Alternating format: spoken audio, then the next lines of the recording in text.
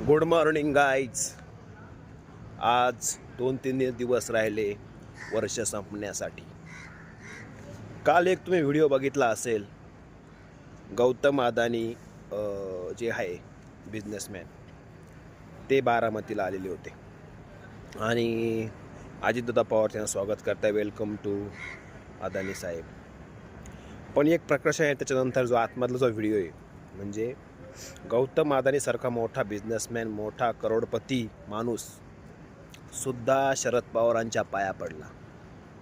म्हणजे शरद पवार किती मोठी हस्ती आहे, म्हणजे वस्ताद म्हणावं तर शरद पवारांसारखा.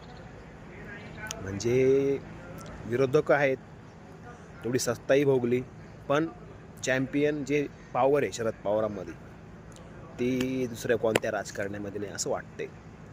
असो, गुड मॉर्निंग. बाकीचे काय, वर्ष अखेर चाललं आहे, 2-3 दिवस राहिले वर्ष संपायला.